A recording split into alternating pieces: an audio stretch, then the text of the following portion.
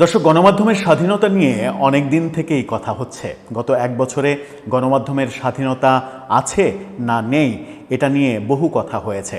বহুভাবে সাংবাদিকদের বিরুদ্ধে নানা রকমের পদক্ষেপ নেওয়া হয়েছে, এই অভিযোগ শুরু থেকে শোনা যাচ্ছে।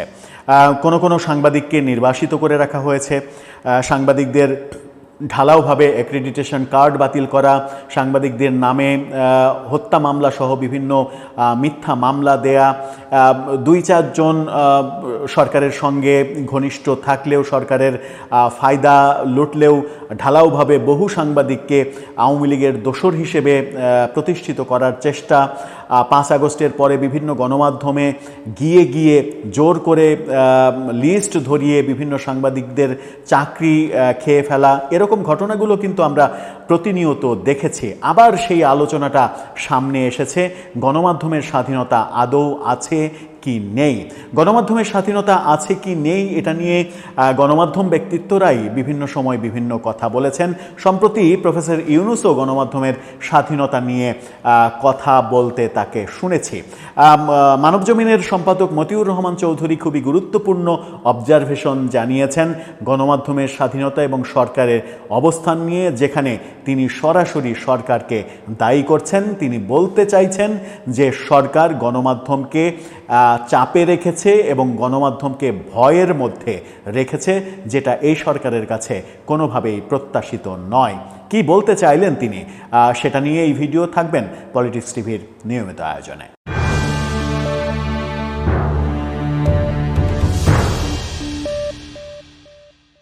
দর্শক, পলিটিক্স টিভির নিয়মিত ভিডিওগুলো স্পন্সর করছে প্রজাপতি.টিভি, নতুন ওটিটি প্ল্যাটফর্ম। আপনারা চাইলে ইউটিউবে, ফেসবুকে, ইনস্টাগ্রামে, টিকটকে দেখে নিতে পারেন। ডেসক্রিপশন বক্সে লিঙ্ক দেওয়া থাকবে, সেখান থেকেও আপনারা দেখে নিতে পারেন প্রজাপতির কার্যক্রম। চলে যাচ্ছি মূল ভিডিওতে।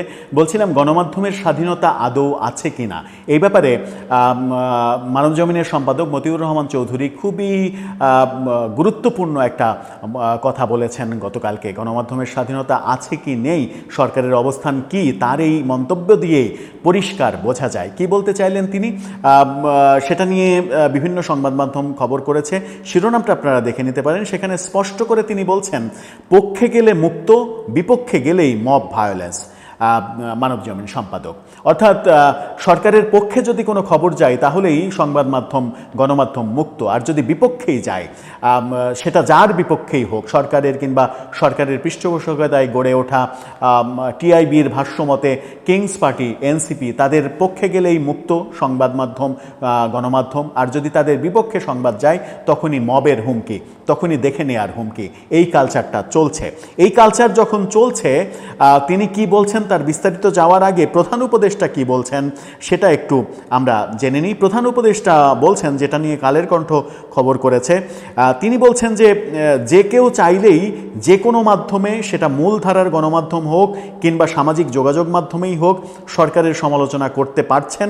এমনকি রাষ্ট্রীয় গণমাধ্যমেও সরকারের সমালোচনা করা হচ্ছে। নিকট অতীতে যা ছিল অকল্পনীয়। এই যে কথা বলছেন যে রাষ্ট্রীয় গণমাধ্যমেও সরকারের সমালোচনা করা হচ্ছে, এখন ব্যাপার হচ্ছে যে বাংলাদেশ টেলিভিশনে সরকারের সমালোচনা কি আদৌ হচ্ছে? আর বাংলাদেশ টেলিভিশনের কোনো অনুষ্ঠানে বসে সরকারের সমালোচনা করবে, সে যে সরকারই যখনই ক্ষমতায় থাকুক সরকারের সমালোচনা করবে, এরকম 14টা মাথাওয়ালা মানুষ কি মানে আছে বাংলাদেশে, যার অনেকগুলো ঘাড়ের ওপরে অনেকগুলো মাথা, যে কোনো একটা মাথা বিসর্জন দিলেও তার কোনো ক্ষতি হবে না, এরকম মানুষ কি আছে যে বিটিভিতে বসে থেকে সরকারের সমালোচনা করবে? আমার মনে হয় যে একটু অতিরিক্তই বলছেন প্রধান উপদেষ্টা। কিন্তু প্রধান উপদেষ্টার এই কথাটা যদি সত্য হয় তাহলে সমাজটা খুবই সুন্দর হবার কথা, সমাজটা সুন্দর হতো। কিন্তু মতিউর রহমান চৌধুরী কি বলছেন, তিনি যেটা বলছেন সেটা হচ্ছে যে বর্তমান সময়ে অনেক সাংবাদিক হামলার শিকার বলে মন্তব্য করেছেন মতিউর রহমান চৌধুরী। রাজধানীর সিডাপ মিলনায়তনে তিনি একটা অনুষ্ঠানে এই মন্তব্য করেছেন। সেখানেই তিনি যেটা বলেছেন সেটা হচ্ছে যে পক্ষে গেলেই মুক্ত, বিপক্ষে গেলেই মব ভায়োলেন্স।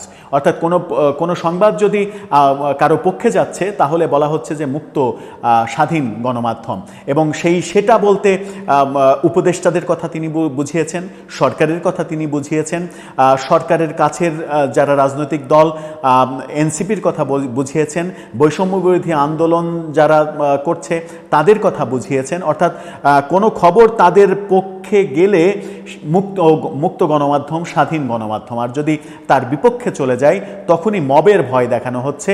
সংবাদপত্র সেই মবের ভয়ে আছে। কিছুদিন আগেই আমরা দেখেছি রাজশাহীতে পদযাত্রার মাঝখানে হাসনাত আবদুল্লাহ চিৎকার করে করে বসুন্ধরা মিডিয়ার প্রতিষ্ঠানগুলোকে এক ধরনের হুমকি দিলেন এবং তিনি পরবর্তীতে স্বীকার করলেন তিনি মিডিয়াকে হুমকি দেননি, বসুন্ধরার মিডিয়াকে হুমকি দিয়েছেন। তো বসুন্ধরার মিডিয়া কি মিডিয়া না? বসুন্ধরার মিডিয়াকে টার্গেট করার কারণ কি?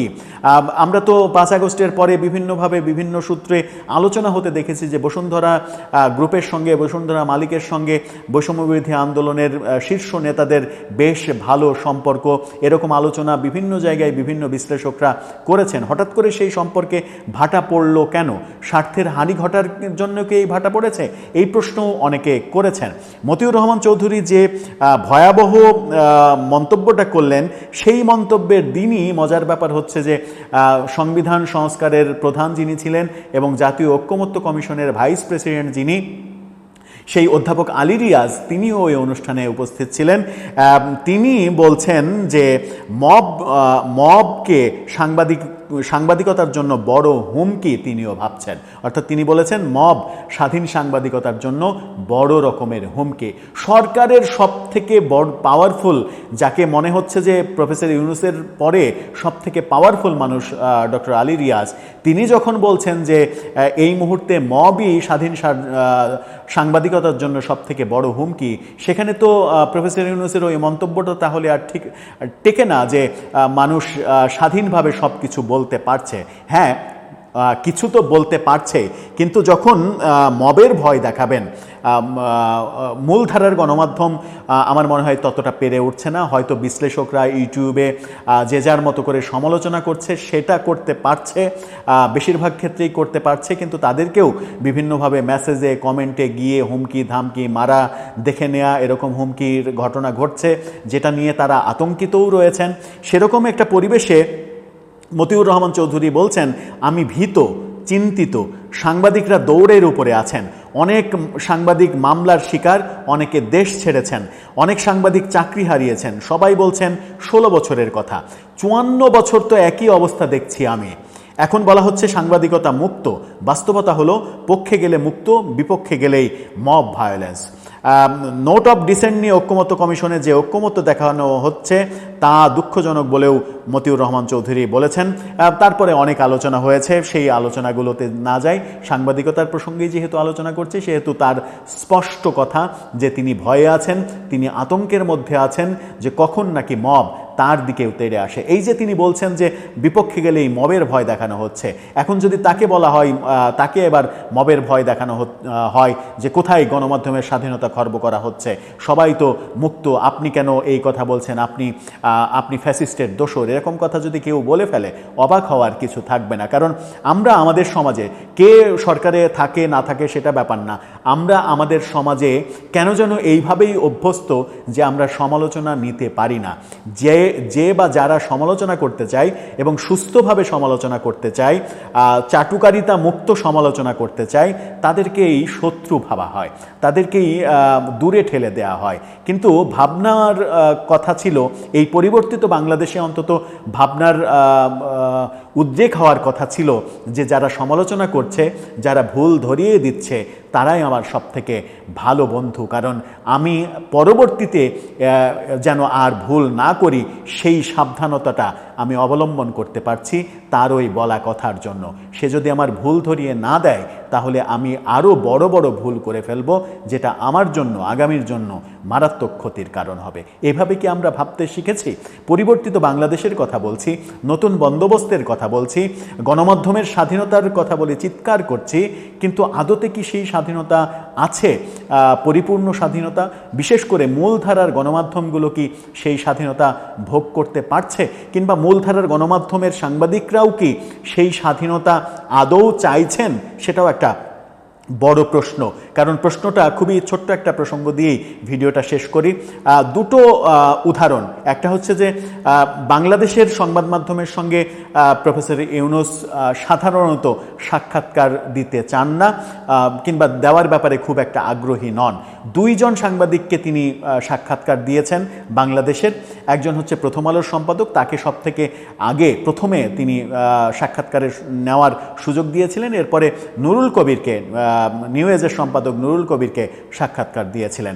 দুটো সাক্ষাৎকার যদি আপনারা দেখেন তাহলে এই দুটো সাক্ষাৎকারের ভাষাই তো বলে দেয় যে আমরা আদৌ স্বাধীন হতে চাই কিনা।